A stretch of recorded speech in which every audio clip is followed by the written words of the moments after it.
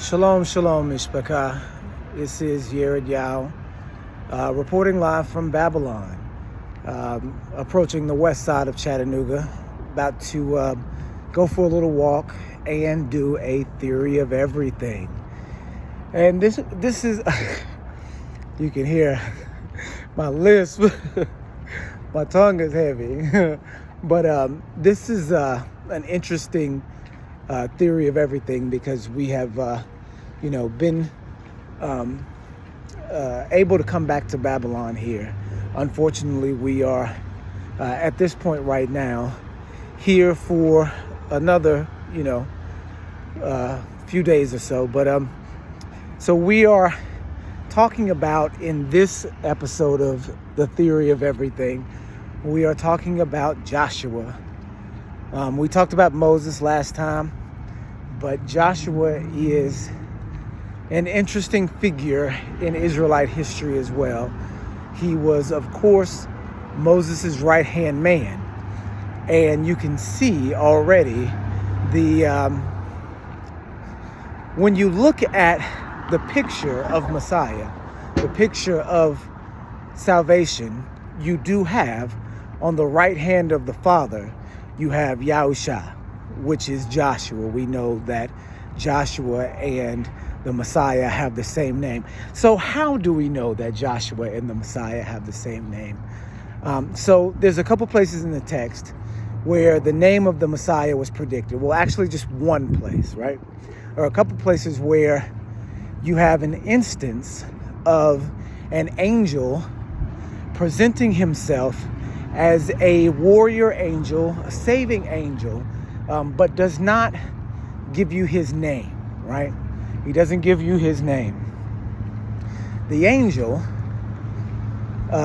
appears in the book of Genesis, of course, in chapter 32, when Israel was named Israel. The man that named him Israel wrestled with him and pulled his hip bone out of socket. I think we talked about that last time. That figure in biblical history is the Messiah. We recognize him as the angel that followed Isaac, Abraham, and Jacob. I don't know why I said it in that order, but Abraham, Isaac, and Jacob, the whole of their lives.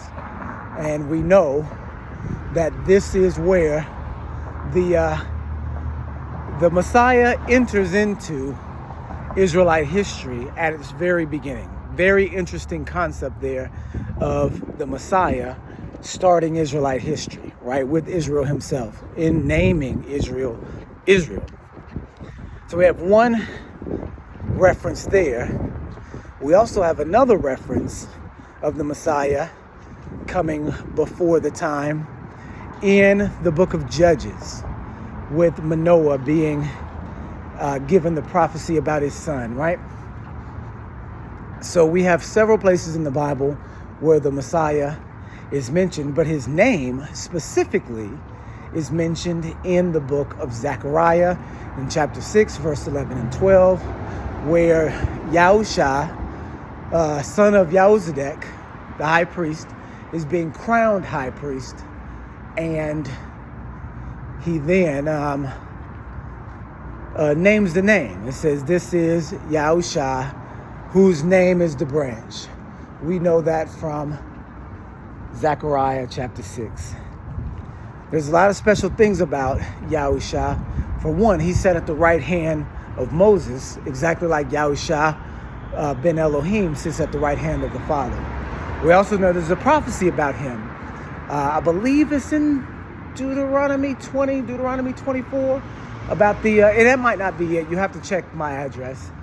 But it's about the prophet that is like unto Moses, that comes forth after Moses.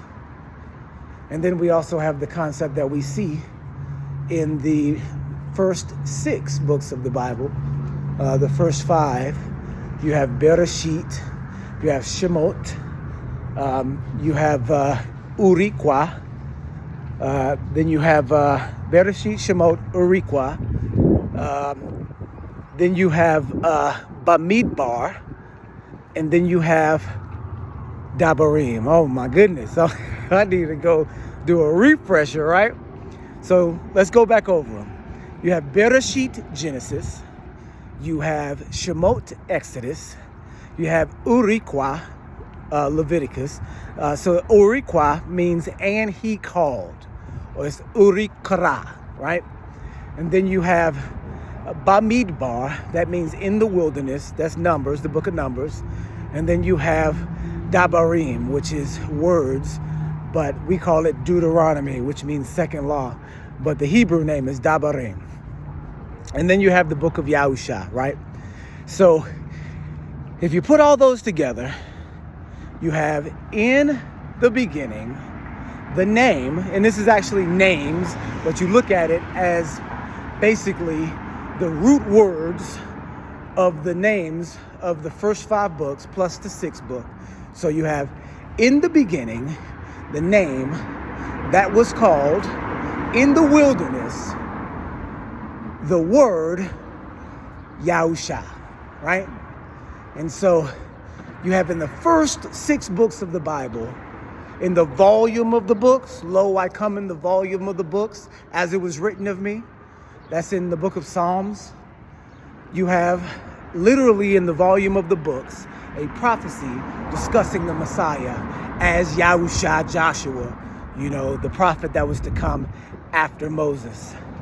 And so this is an interesting, and I don't know even what to call it besides a prophecy, but it's like a dual prophecy because you have the names of the books literally spell out the prophecy of the Messiah, which is, beyond coincidence at this point. It's well beyond coincidence. And so that's just a prophecy that a lot of people don't know about in the text. How you doing, brother?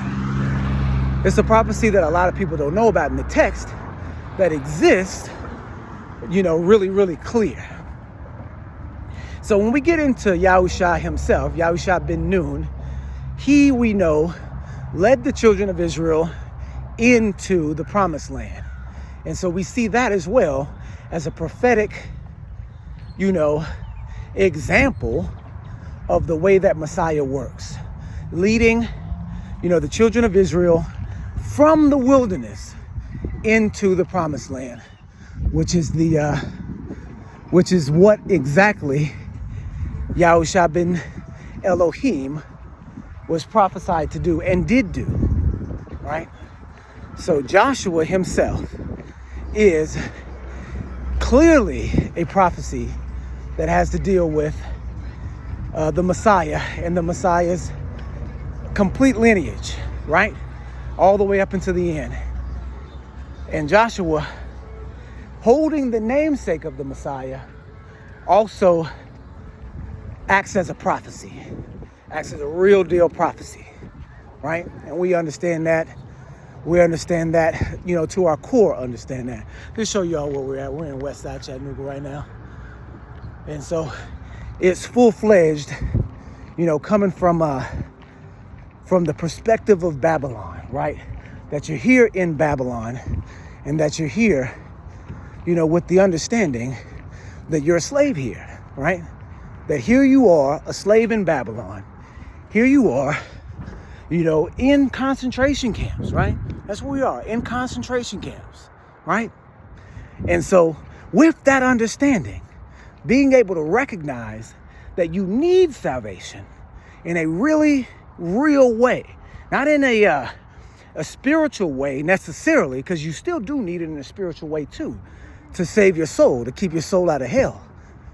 But there is a for real captivity going on here in America, a serious captivity that people don't understand, to be real. People see it as some sort of, neighborhood issues, neighborhood problems that can be solved with social justice or with marching or with some other, social program. But that's not the case. You're dealing with a captured people. You're dealing with an oppressed people. And you're dealing with it in a way that is in a captive state. And you can't look at it any other way. It's a war that we have lost. And we have long lost it. You see what I'm saying? Because we're in prison, right? Even in the neighborhoods that we're in prison. So Yawsha, the concept of Yawsha, the concept of the need of salvation is a very old concept. And a lot of us Hebrews get in the walk and try to change, the narrative of salvation. Like, okay, well now, since we have the commandments, somehow we don't need the Messiah, right? Somehow the Messiah is no good anymore, right? But that's not the case, because we need salvation. Literally, as a nation, we need salvation. And in a real way. So the concept of Yawsha ben Nun is really the concept of having a leader lead you into salvation from the wilderness, or from a place of destitution, or from a place of slavery. And then you have that same concept, reemerging in the book of Judges over and over again, the need for a deliverer over and over and over and over and over again. So we see this, you'll see at the middle, American flag, supposed to stand for freedom and liberty and justice. But here we are in the concentration camps, living like Jews, right? Living like Jews. So we understand that, and we understand the significance of it. And we see it for what it is and not for what they tell us it is. We are the children of Israel. And the children of Israel will be somewhere in captivity on this planet. And here we are in America in captivity. So we see this for an absolute fact. We know it to be the case. And the only thing that we have to see when we open our eyes is, what do we do about it? Do we fight? Do we free ourselves?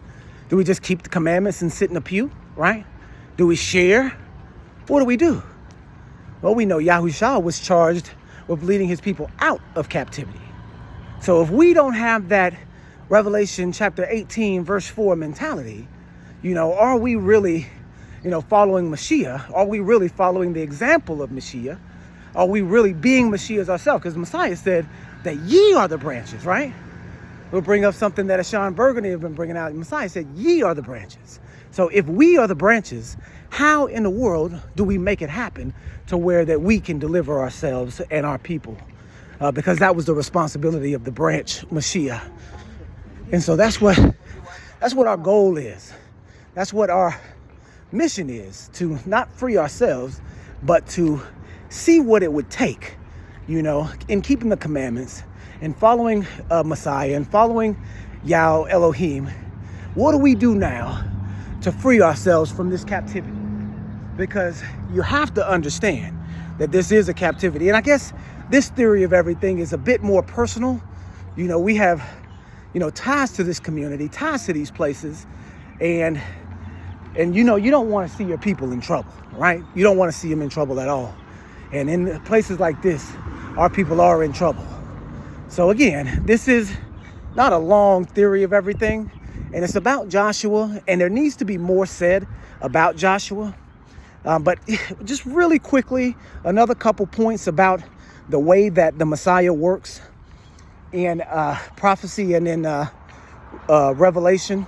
And we also wanted to make sure that people knew why that the name of the Messiah and the name of Joshua are the same name. You can also go into the Greek New Testament and see that in, I believe it's in Acts chapter 7, where it talks about the Messiah, it's not talking about the Messiah in Acts chapter 7. This is Stephen when he's recounting the history of Israel, when he goes over what happened to the Israelites and when they were being led out of the wilderness and into the promised land. It said that they were led into the promised land by Jesus, right? When Stephen is recounting his history of Israel, he's talking about Jesus leading the children of Israel into the promised land. But we know Jesus didn't come, in the 14th century. He came in the 1st century. So what Jesus is this that he's talking about? And hey, how you doing now? What Jesus is this is he talking about in the book of Acts chapter 7. He's talking about the quote unquote Jesus that led the children of Israel into Israel. So that's not Jesus, that's Joshua. This tells you that the Greek for Jesus is the same word that they use for Joshua. You see what I'm saying? And it happens again in the book of Hebrews. I believe it's chapter 4, where they go over the same thing about the waiting to enter into rest, the Sabbath day rest. I believe that's in Hebrews chapter 4, where it says that Jesus did not provide them this rest because there continued to be a rest, right? So the rest wasn't when they entered into Israel, because they were continuing to rest, right? They were continuing to need rest. So it says Jesus there too, but it doesn't mean Jesus, it means Joshua, right? So we know that the Greek word for Jesus and the Greek word for Joshua, even though in the Bible they're two different names, we know that the text describes them as the same name. The English describes them as different names, Jesus and Joshua. The text describes them themselves in the Greek as the same name, which is Yawsha. Some people say Yeshua, but if you look at the prophecy concerning his name, which is again in Zechariah chapter 6, when you look at that prophecy, it is spelled Yod, He, Wa, Shin, Ayin, which is Yawsha. Some people would say Yawsha because of that last letter, but you can just show y'all where we're at. We're in West Side Projects. That last letter is an Ayin. There is a dispute about how that letter is pronounced. It's either Ah or I. And I'm of the belief that it's pronounced Ah. And so we say Yawsha. And I'm sorry I'm out of breath, you guys. I've been trying to stay in shape, but I'm hitting these stairs right now. So we are not all the way there, but we're getting there. Okay, you guys, this has been Theory of Everything 18.